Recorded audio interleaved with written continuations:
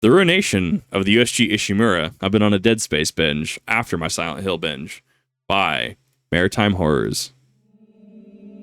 I love Dead Space. It's such a good series. And Sol calendar year 2508. In orbit around Aegis VII in the Cygnus system several million light years from Earth, the pride of the CEC fleet and the greatest hope for humanity orbits the planet. The massive planet cracker, the USG Ishimura, is preparing to perform its 35th and final planet crack, ending its 62-year career with a bang. But unbeknownst to the many of the crew on board, this planet crack won't be like any other in the ship's history, and will end in the deaths of every soul on board. To understand the Ishimura and its purpose, we need to go back to a time before its building. Earth ventured out into the stars, expanding humanity's empire. Thanks to the invention of the shockpoint drive by Hideki Ishimura in the 23rd century, small ships were able to reach the farthest reaches of space. But the point of this wasn't simply to boldly go and explore. Earth's resources were dwindling at an alarming rate, skyrocketing the need for new sources of vital ores, petroleum, and gases. Life on Earth became strained. Sources of food, power, and other vital needs were sometimes not met. Colonies were established about the Sol system and beyond, but soon they too were bled of resources. Humanity looked to be on the very brink of destruction, a slow and painful death of starvation of resources. This was until 2446, when the Concordance Extraction Corporation made a final leap. Till this point, only small shuttle-type vessels were capable of shockpoint travel.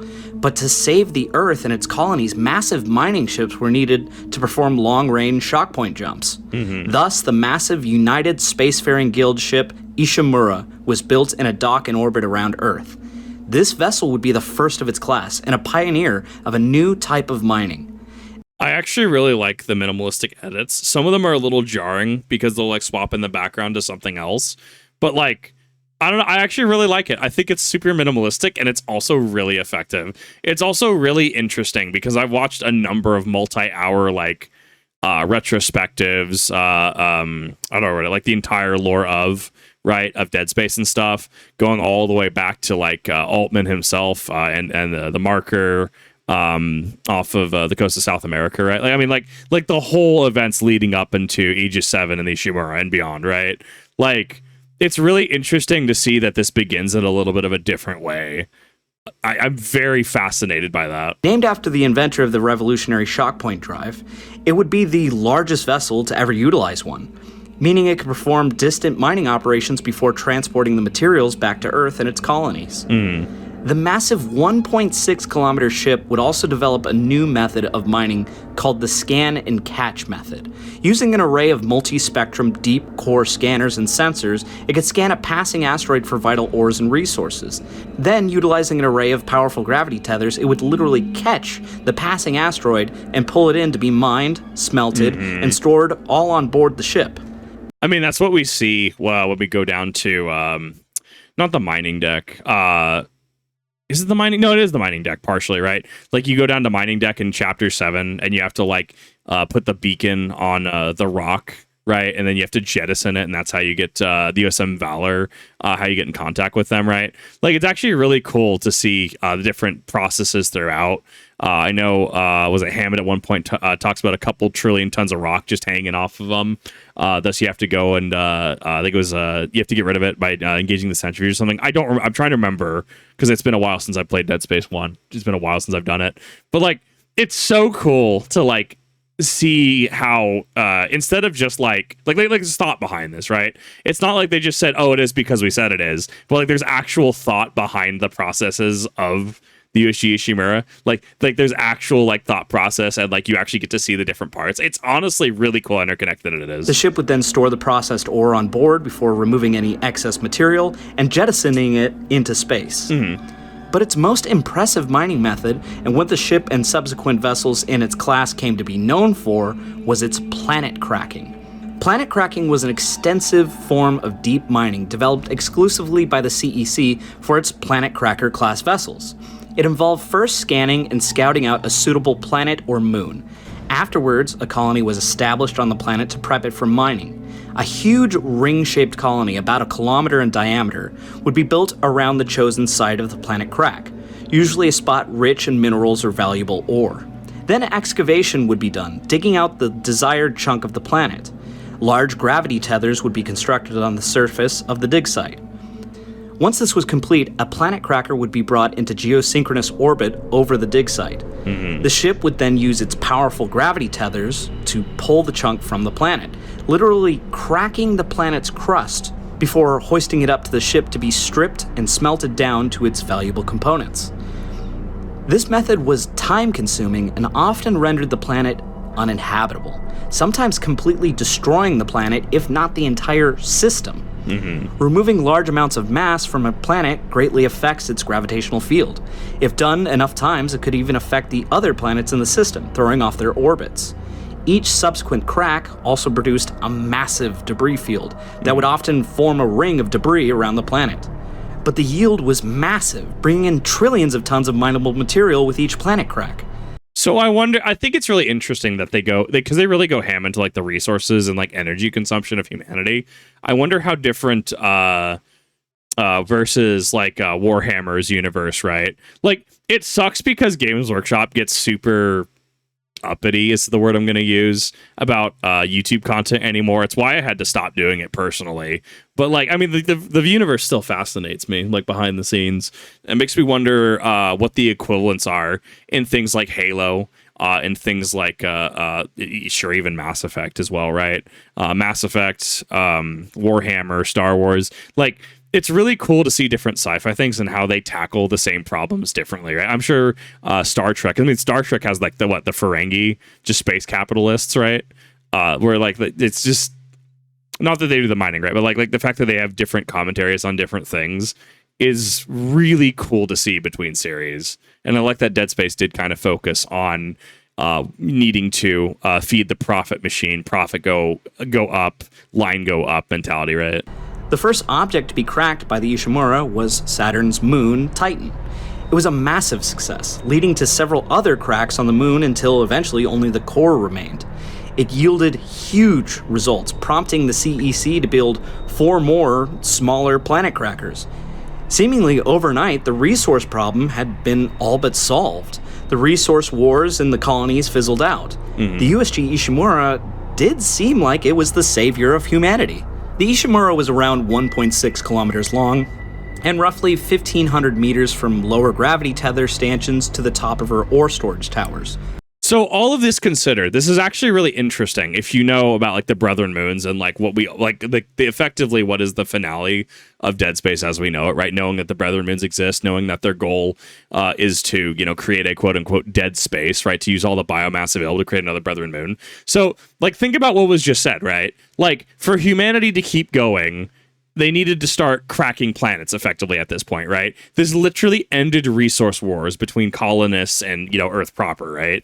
Like this literally resolved conflicts for us, but at what cost? At the cost of, you know, ruining entire planets, ruining entire systems even because of less mass, therefore messing with gravitational pull, messing entire systems up potentially, right? Like it's really interesting to think about that. Because while we look at, you know, Necromorph, Brethren Moon, Evil, Lamau, right? Like we look at that and they're clearly the antagonists. We also look at, well, so they kind of suck up all the biomass, entire races into a new Brethren Moon. And does that technically not preserve the rest of the galaxy? Right? Is there not some like really foobar way, shape, or form, right? Where planet cracking doesn't happen and thus entire systems are ruined because everything gets assimilated into the Brethren Moon, like Conclave, right? Or whatever you want to call it. I think that's really interesting to toy with, much in the same way that like the Witness from Destiny 2, like there's a reason that like, you know, he wanted to, his final shape was stillness, right? So that, you know, there would be no struggle. You know, you seek an end. We seek an end to suffering. Why do you resist? Right. That's why stasis is a thing that he gave to like Aramis. Right. Like, I really like when games are art. And sure, don't get me wrong. A lot of times they'll feel corporatized. Dead Space 3, really corporatized. You have something like Destiny 2 anymore, which, you know, you definitely feel the bottom line needs to be met. But when you actually get the art and the commentary underneath it all, it's really fascinating to me. She was split into 9 sections or decks. The bridge was the nerve center of the ship. It featured a massive atrium-style command deck with a massive windscreen and banks of the latest and greatest consoles featuring data streaming from an array of onboard sensors. It also featured the captain's nest, where the commanding officer would keep a 360-degree view of the entire bridge team. Just aft of the bridge section was the ship's central computer core. This section acted almost like a CIC on a military vessel. It allowed remote access in many of the ship's subsystems in case the bridge is incapacitated or locked down. Next was the crew deck. Ishimura was designed for deep space travel, with missions that could last years. To make these missions more manageable, not 100% of the ship's 1,300 souls were actually crew. Many on board were actually dependents of the crew, there to increase the morale on board. Some on board were colonists for the colonies set up for the purpose of prepping a planet for cracking. The crew deck was designed to house residents and crew, featuring the amenities one would expect for recreation and everyday living. A mess hall, lounges, gym, a 0G basketball court, even a small casino. All luxuries to make the black darkness of space seem just a bit more like home on the Ishimura's extensive mission. The engineering... I don't remember the casino. I'll look for that on my next playthrough. I'm sure it's going to be probably, chapter 10?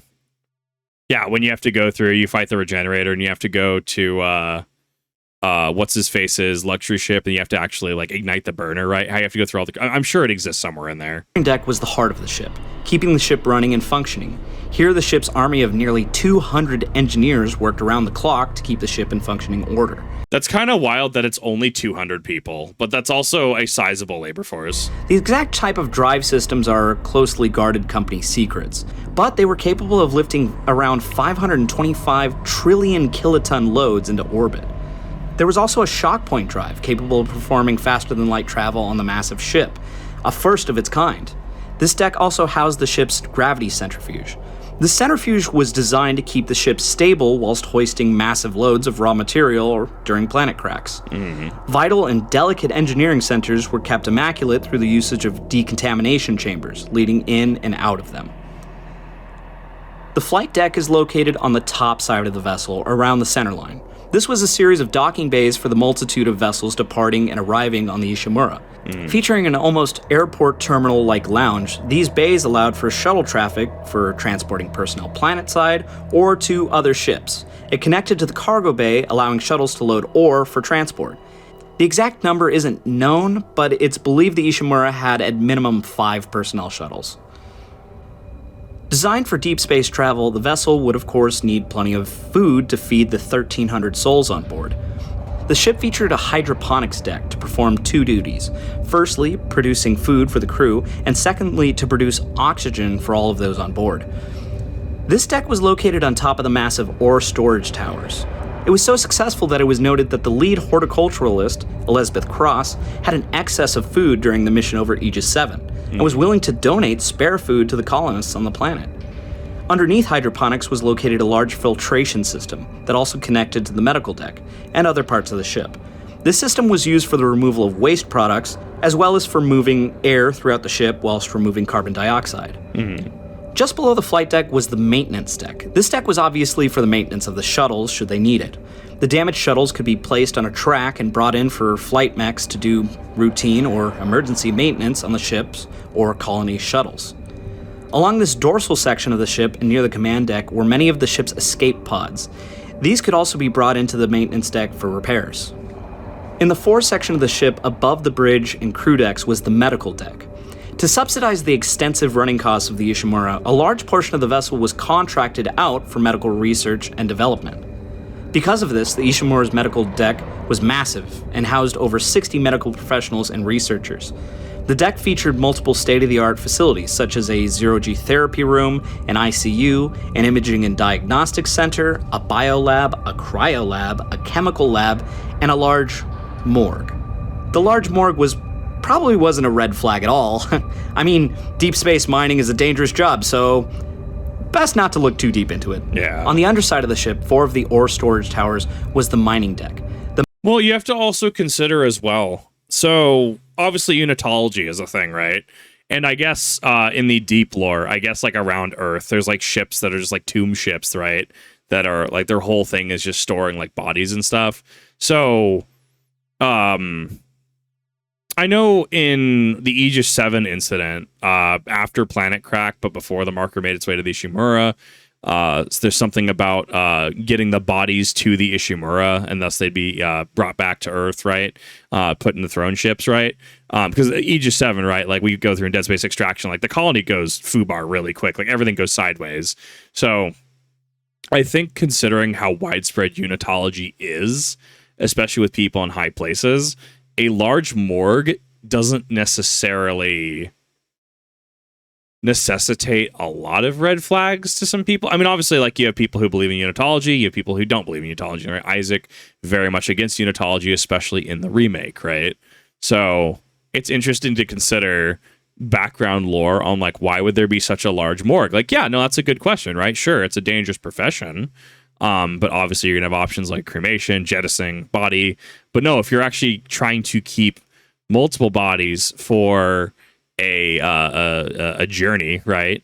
not the great journey, that's Halo, but like you're going to and from, you know, you need to store a decent amount of bodies, especially on something going like the Aegis VII, where it seems like bodies were expected.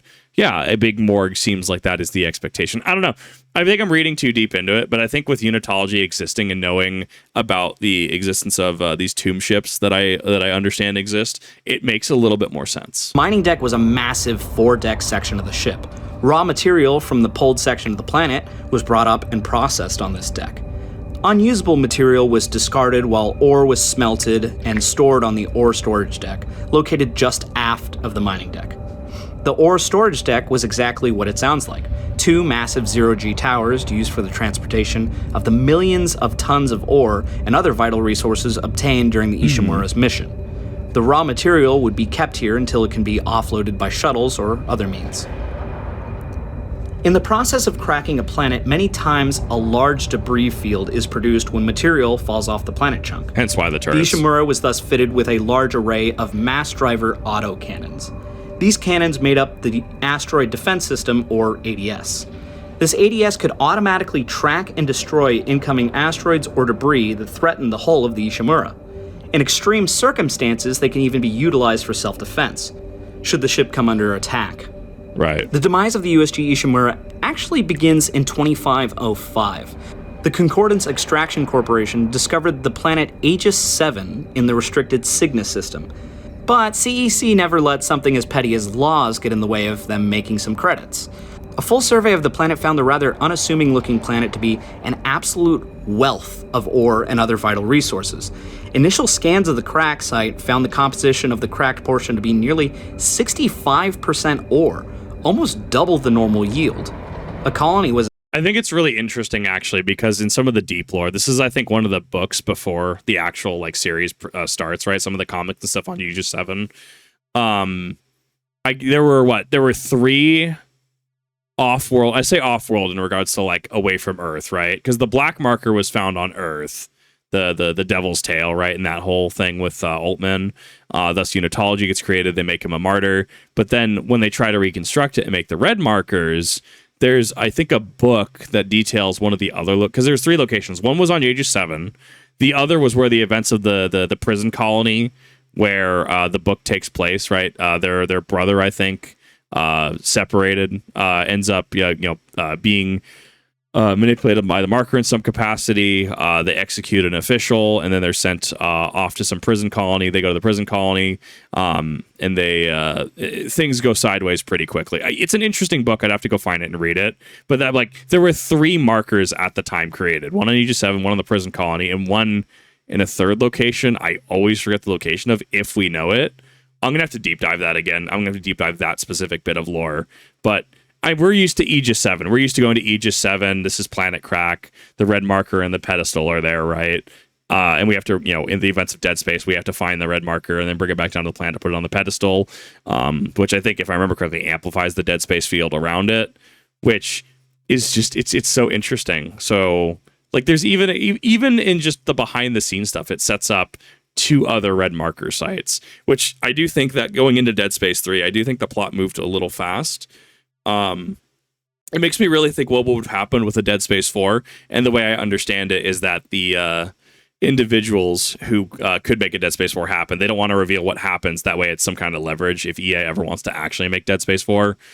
God, I hope so. I would love more Dead Space. Like, this is a franchise that could rival Resident Evil and Silent Hill, and if not already rivaling it. But it unironically keeps dying, right? Dead Space keeps dying. Haha, funny irony. Because of EA, and it makes me upset every time. Established, and for 3 years, the site was prepped for planet cracking. 5 weeks before the planned date of the planet crack, a discovery is made on Aegis VII. A massive stone artifact known as the Red Marker is discovered on the planet. The significance of this artifact is tremendous. The marker is a religious icon to the galaxy-spanning Church of Unitology. The church, being a younger religion, still spans the galaxy and has millions, if not billions, of members. Started in 2215 on Earth, the Church of Unitology believes the human race was created by some kind of alien beings. They believe that all humans will be reunified after death using the power inside of the marker. They call this event convergence, and it can only be done with the knowledge stored in the marker. They believe that death is just the beginning, and that through convergence, they will achieve godhood.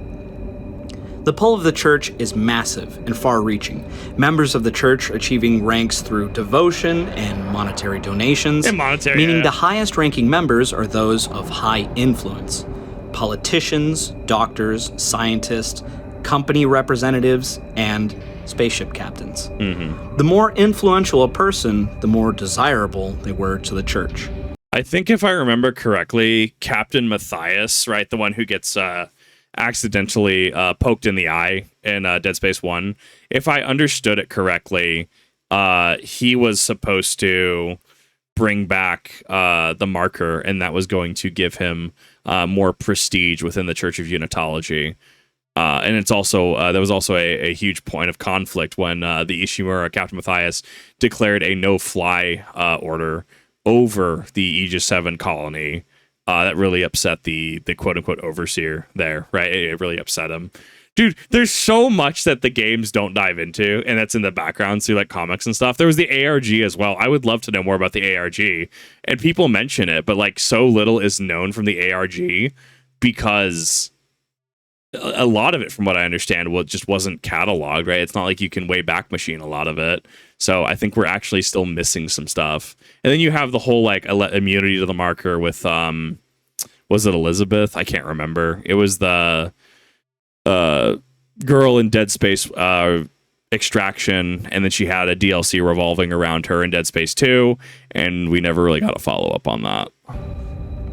Word of the marker's discovery reached the CEC, who jumped at the find. They prepped the flagship of their fleet, the USG Ishimura, and stacked her crew with Unitologists.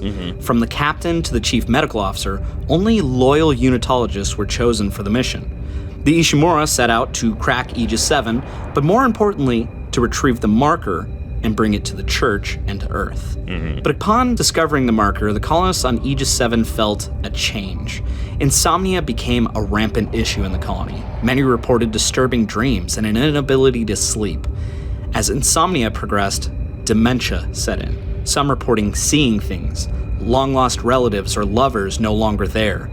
Dementia soon led to violence, sometimes just angry outbursts, others performing physical acts of violence. A miner named Brant Harris went to one of the colony's doctors, begging for help with his insomnia, but nothing was working, his body resisting even chemical sedatives. Becoming irate, Harris took the doctor hostage, forcing the hospital staff to call the colony security team. As the security forces arrived to subdue the miner, Harris opened fire on them with an industrial mining tool, striking a nurse and cutting her in half, killing her instantly. As the time until the planet cracking would take place ticked away, cases of dementia and insomnia grew. On top of that, violence became rampant. More cases of homicide and suicide were reported than the colonial security could manage. 2 weeks before the Ishimura would arrive, 50 Unitologist colonists gathered in the center square of the colony and committed ritual suicide. They were offering their bodies. We're going to see how YouTube likes that. YouTube's so weird, because, I mean, this is clearly fiction, but I understand why YouTube goes after certain things like that. We'll see what happens. It might be far enough in the video that it doesn't matter. Like, I love stuff like this. It's so cool. It's so cool to see series that dive into the depths of despair, as I'll call it. However, it's not necessarily the most advertiser friendly. That being said, especially if this is demonetized in some capacity, wink, wink, you should go check out the original channel in the description down below. I made sure to leave links for you, as always. Bodies to the marker, preparing themselves for a convergence. Finally, the Ishimura arrived in system and in orbit of Aegis VII, only to find the colony in complete turmoil. Yeah. The Ishimura security team brought on board several individuals for detainment and extradition back to the inner colonies to stand trial for homicide. Also brought on board were dozens of bodies interned into the morgue. They were there additionally to be autopsied and researched for medical study. As the Ishimura preps for planet crack, unbeknownst to many, the red marker is brought on board the Ishimura and prepped for its trip back to Earth. Seemingly as if reacting to the removal of the marker, all hell broke loose on the colony. During the planet crack, all contact was lost with the colony. Colonists began to die at an alarming rate, something seemingly attacking the colony. In a desperate bid to protect the ship and the marker, the ship's captain, Benjamin Mathias, issues a no-fly order, barring any flights to and from the planet. Seeing the massive casualties mounting on the planet, the ship's chief security officer, Alyssa Vincent, protests, wanting to take a squad of officers to the planet's surface to investigate, but she was overruled by the captain. I think this is the part that upsets me, because, like, they have the engine for Dead Space, right? Like, they have the engine. They have the ability to make a really cool, really gruesome space game, right? And EA just throws it away. Hopefully this dates itself. Hopefully this turns out to be wow, that comment aged well. Hopefully they do something like a Dead Space 2 remaster. Hopefully we get more Dead Space, but I don't know where we're going in 2025. Last I understood it, Dead Space didn't meet the sales metrics they wanted, and they kind of put it on ice. And I'm just like, I want my funny space game. I want my funny Dead Space. Like, this series is so cool. Unbeknownst to the Ishimura's crew, the colony had come under attack. A virus of unknown origin began infecting and changing the deceased colonists. An infection that twisted the body structure and reanimated the dead. It drove them to hunt down and murder others, letting them too become infected. While Mathias was simply trying to save the marker, his actions could very well have saved the ship, had they worked. At this point, the colony was in full-blown chaos. Several individuals loaded up onto shuttles in a bid to escape the doomed colony. Several took off from Aegis VII. One shuttle, shortly after liftoff, crashed back down into the pad. The explosion killed dozens and took out several other shuttles, leaving the rest of the colonists to their doomed fate. 3 shuttles approached the Ishimura, being ordered away by the flight control officer, the captain strictly enforcing the no-fly zone he had established. When the shuttles didn't turn back, the ADS cannons were turned on them. The mass drivers shredded one shuttle, killing all on board. Another shuttle was peppered and impacted into the hull of the ship, but one vessel successfully made it into the Ishimura's hangar. On board was dig foreman Colin Barrow, his deceased wife Jennifer Barrow, and unbeknownst to him, an infected colonist, transformed into a creature called an infector. The thing did exactly what it was named for, infecting Colin's wife, who subsequently killed him. The trio of infected colonists then retreated into the ductwork of the Ishimura. Yeah, they did. The infection of the ship had begun. It was actually really cool to see, because that was from the animated movie, if I remember correctly. It's one of the, violates the no-fly order, trying to get his wife, who at that point had expired, onto the Ishimura. He pulls some smooth moves where he turns his the shuttle sideways to make it through the closing gap. And then the thing takes him out, and yeah, that's how the necromorphs initially get aboard the Ishimura. It's kind of cool to see that in the background. The first place the infected traveled to was the ship's morgue. Loaded with dead colonists, the necromorphs got to work, increasing their numbers. Security teams are sent to the hangar deck to lock down the crashed shuttle, only to find it completely empty, other than some blood trails leading away from it. With a small army of infected now spilling out of the morgue and into other parts of the ship, the unsuspecting crew of the Ishimura were descended upon. Crew performing their daily routine were caught entirely unaware, as no alarms were sounded to this point. Security teams were now inundated with panicked calls as crew reported alien creatures killing the crew. unaware that these creatures were the reconstituted members of their own crew, family, friends, and co-workers. While the necromorphs swept through the ship, security made a vain attempt to quell the undead. Oh yeah, that's actually so after Dead Space 1, and this is actually where Strauss's story comes from. Strauss, I hated Strauss even more after hearing his background lore as well. Like, dude is a right POS. He actually has an affair on his wife, with his wife and kid literally there. The marker makes him see his wife and kid as necromorphs, thus leading to, elimination, as I'll put that. Like, dude is a right POS. I'm gonna feel way less bad about the Strauss section, the screwdriver section, when I next play Dead Space 2. Strauss just, oh god, like the background lore was so additive to it, especially some of his crewmates. How one of them was set up as going insane, and she got terminated. Like, that whole, I don't remember what that was. I think it was a background comic. I think there's a lot of Dead Space comics. It's actually super interesting. But like it's the way I view the Silmarillion with Lord of the Rings, right? Like, you can play Dead Space, you can play Dead Space 2, you can even play Dead Space 3 and kind of get a cohesive story, right? For all intents and purposes. As you can watch the Lord of the Rings, The Fellowship of the Ring, Lord of the Rings, Two Towers, and Lord of the Rings, Return of the King. You don't need to read the Silmarillion to understand what's going on. Like, you can kind of get a good enough, this is what happens. Similarly, you can absolutely get a lot more knowledge out of knowing background Dead Space lore. And there's going to be those that are way more educated in Dead Space lore than I am, who have more of an appreciation for the game. Like, I've always loved the games. I thought it was cool. I played Dead Space 2 habitually back in high school, which was great. Like, I still love running that game. I don't remember where all the spawns are, but I actually really do enjoy it. But I gain a lot more of an appreciation knowing background things about Strauss, knowing how the necromorphs actually got aboard the USG Ishimura, knowing more about the Aegis VII incident and what led up to the Ishimura, right? Like, it's so additive, and it rewards you for going that extra mile.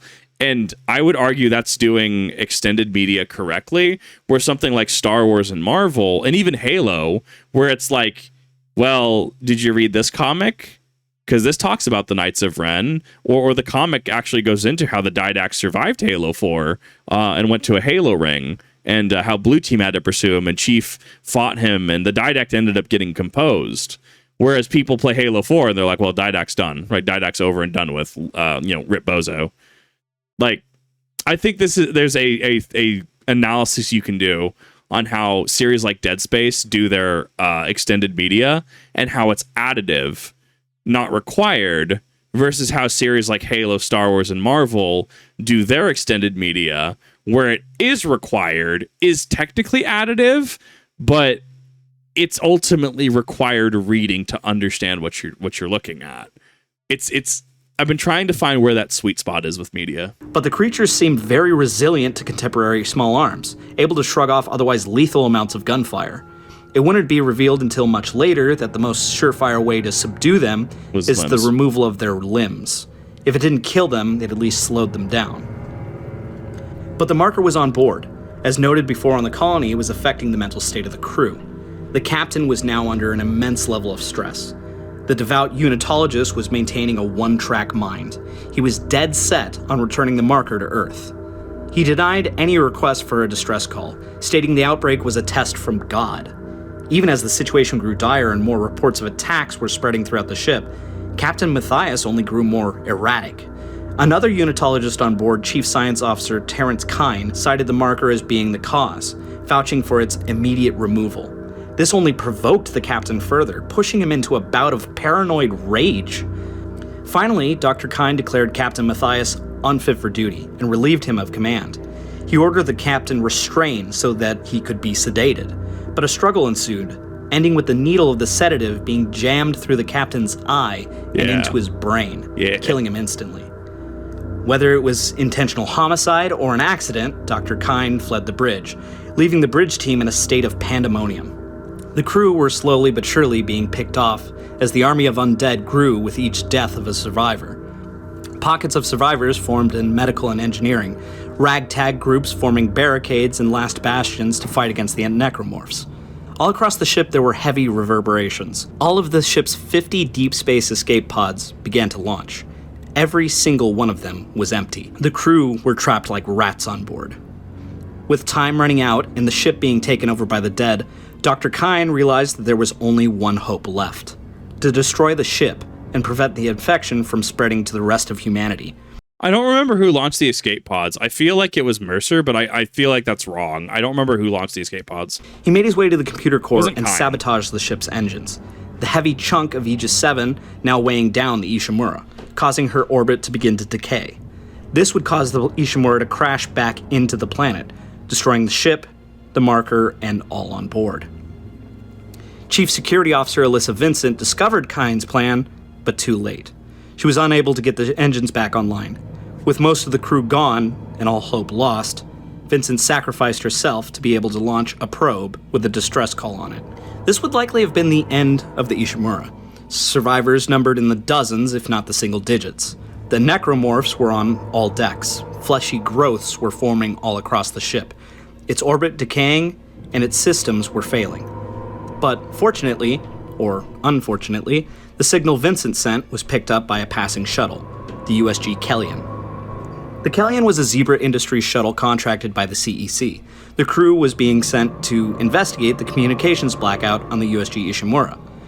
On board the Kellyan was acting commander CEC Chief Security Officer Zach Hammond, pilot Corporal Aiden Chen, co-pilot Corporal Haley Johnston, computer specialist Kendra Daniels, and the Starship Systems engineer Isaac Clark. And this is where the events of Dead Space 1 pick up after Aegis 7, which is the Aegis 7 going into the Ishimura's extraction, this us trying to go and, repair the Ishimura, right? This is going to be the events of Dead Space 1. The Kellyan attempted to contact the Ishimura to request permission to land, but owing to the communications blackout established by the late Captain Matthias, and the fact that 99% of the crew were reanimated corpses, they received no word back. After the Kellyan collided with floating debris, they made an emergency landing in the ship's main hangar bay.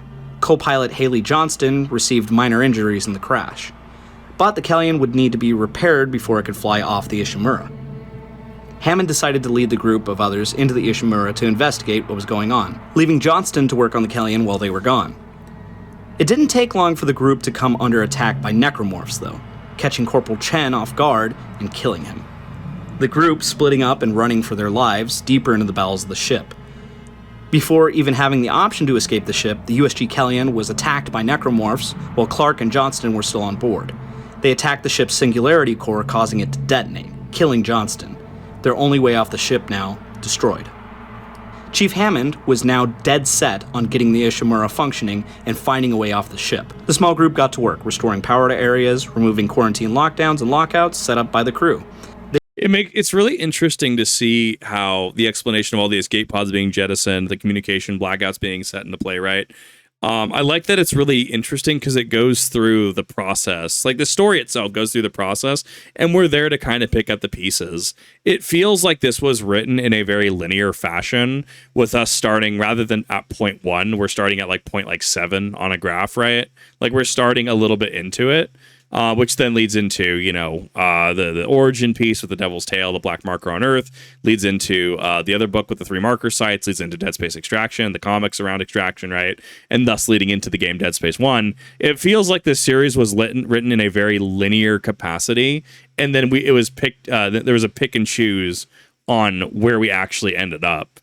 So, because it feels very fluid, and it feels very fluid, right? How many games can you imagine where it's like it feels like this is the start, and then something either feels like it gets retconned or something feels like it doesn't quite match up with the time. Think like what I understand while I haven't played them. Think like Silent Hill Origins versus Silent Hill 1, and how some things in Origin feed into 1, but it's done in a way because at that point Team Silent was disbanded, and then you have Western companies kind of trying to fill the role of Silent Hill game development, and thus you have weird interactions with like Dahlia, you have weird interactions with the doctor whose name I can't remember offhand right now. I apologize. Silent Hill's been a weird fascination recently. I've never played it. It's going to happen at some point. I'm going to stream them because they're honestly really fascinating to look at from a horror perspective, as well as East versus West, which the first 4 were East, more Asian horror, and then the next 4, Homecoming, Downpour, Shattered Memories, and Origin were more Western horror, also inspired by the Silent Hill movie around the time as well. So it's getting off track, super interesting to watch. But this feels like this was written in a very linear capacity, and I actually really appreciate if that is the case, because it doesn't feel like things are ham-fisted. This feels like the natural progression. They repaired the ship's tram systems. Discovering the engines had been sabotaged and the orbit was decaying, they refueled the engines and restarted them. They restarted the ship's centrifuge to keep the tectonic load beneath the ship stable. To keep the hull from being battered to pieces by debris, they restored the ship's ADS system. They even purified the air production system in hydroponics. They finally were ready to repair the ship's communications array, having repaired almost half the ship's systems while under constant attack by the reanimated crew. But the small group had been under the influence of the marker since being on board. It was messing with their minds by now, influencing them. They were starting to see hallucinations and make bad decisions. Chief Hammond encountered the reconstituted corpse of his old shipmate, Corporal Chen, near the bridge. I can appreciate the flashes we're getting, and I have noticed them and seen them throughout the video. Like, we're getting flashes of, like, the marker, we're getting flashes of images and stuff. I'm mixed if it's additive or not. I think it is additive. I think I'm leaning on it to being additive. I'm trying to figure out if it's a little too consistent. I do kind of enjoy it, though. He trapped the reanimated corporal in one of the only functioning escape pods in the ship. Unable to bear seeing his friend in such a state, he launched the pod. Once communications were back online, Daniels made an emergency distress call, which was miraculously almost instantly answered. An Earth Defense Force destroyer United Spacefaring Military, or USM Valor, responded immediately. The ship entered the system near the Ishimura and was on course to intercept the ship. They responded that they had picked up a life pod from the Ishimura and were en route to assist. That life pod was of course the one with the infected Chen inside. Daniels attempted to warn the Valor not to open. I don't think I've actually seen the Valor. Like, I've seen it approaching in both the original and the remake. I don't think I've actually seen its full model. The pod, but it was wild. Of course, too late. Necromorphs had killed part of the crew and had attacked the bridge. Out of control, the destroyer collided with the ore storage deck, completely destroying the ship and killing most of the crew had they not been dead already. By this time, Chief Hammond had it. He declared the Ishimura a total loss, and then the mission was now changed to evacuate at all cost. Daniels located a shuttle in the Ishimura's hangar that needed a singularity core. Clark and Hammond decided to board the USM Valor and take the core from the destroyed ship. In doing so, they found that the destroyer was packing a full complement of ammunition, including nuclear ordnance. They were in the Cygnus system to stop or destroy the Ishimura. On top of that, they were attempting to recover the marker for EarthGov. Before recovering the Valor's singularity core, Hammond, still under the effects of the marker, encountered Chen once more. Delirious, he saw Chen as alive and unchanged. Chen attacked Hammond, who was jolted from his dementia, only to throw Chen and himself into the shielding of the core, killing themselves but allowing Clark to grab the core for the shuttle. So this is very specifically talking about the remake interaction. I'm honestly a little mixed on the remake interaction between Hammond, Chen, and being thrown into the Singularity Core. I think I much rather the Brute in the original that just shows up and absolutely just ganks Hammond. I'm a little more of a fan of the gruesomeness of the original, but I see why people would prefer the remake. And I think for all intents and purposes, the remake would be the default lore at this point in time as well. I don't know. I'm curious where people stand on it. I personally liked the Brute scene in the original more, but I can see why people would prefer the Chen route as well. With the shuttle repaired, the determination was made that the marker needed to be returned to the surface of Aegis VII. The marker seemingly being the source of all the horrors that befell the ship. The last two off the ship were Isaac Clarke and Kendra Daniels, with the marker aboard the shuttle. Shortly after, the gravity tethers on the Ishimura failed, dropping the massive several trillion-ton tectonic load onto Aegis VII below. With the massive weight of the ore gone, the ship was slingshot out of Aegis VII's orbit, out into deep space where it floated aimlessly in the Cygnus system. This surely seemed like the final fate of the ship, its entire crew now dead and shambling about the ship. The Earth government put out a statement about the famous ship, saying it, its crew, and the Aegis colony were all destroyed in a terrorist attack. All the while, searching for the remains of the ship as well as the marker. Meanwhile, a group of illegal miners known as the Magpies were mining the Cygnus system, using a device called... I think this is getting into post Dead Space 1 at this point, which is fascinating to hear about. The Nest, or a shock ring. This device was able to locate scrap and salvage and shock point it into the ring. Unfortunately, the salvagers accidentally shock pointed the Ishimura right on top of themselves, destroying the device and much of their salvage. It also subsequently liquefied every necromorph on board. Yeah. Desperate for a payday, they boarded the Ishimura to investigate its viability as scrap. And that's the thing, is like outside of the marker's presence, like they're effectively just puppets with their strings cut. They just kind of like bloop. They just kind of like fall apart. Or possibly ransom it off to CEC or EarthGov. Shards of the red marker were found embedded in the hull, and, as the marker does, started driving the crew insane. One of the magpies recovered a shard and fled the ship while the others began infighting.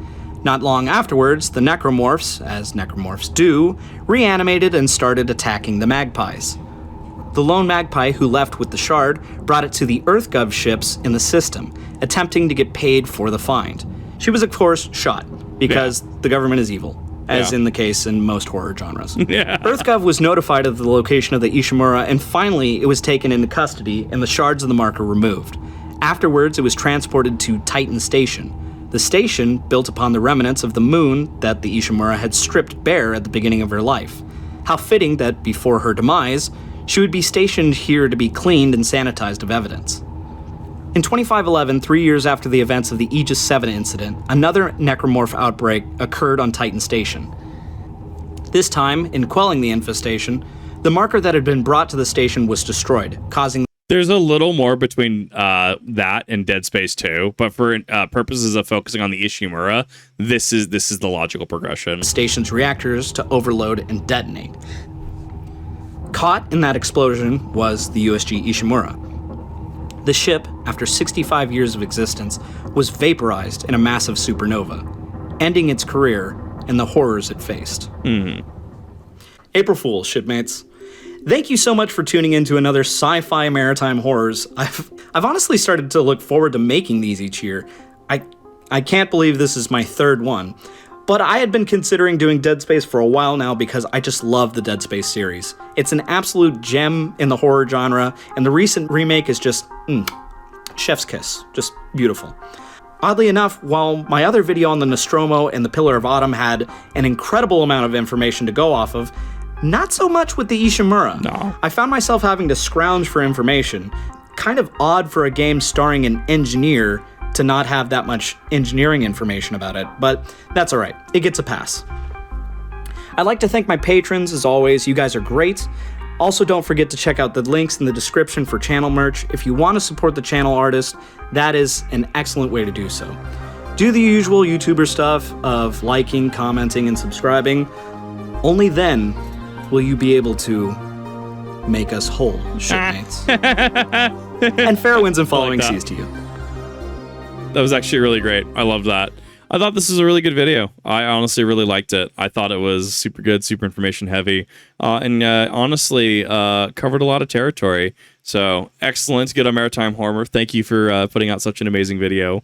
And you should definitely go check this video out, especially if you have not. Links in the description down below to both Maritime Horror's channel as well as this original video. I thought it was really chock full of information, and I really love diving back into the Dead Space series when I can. And thank you everyone for watching. Really do appreciate it. See you in the next one.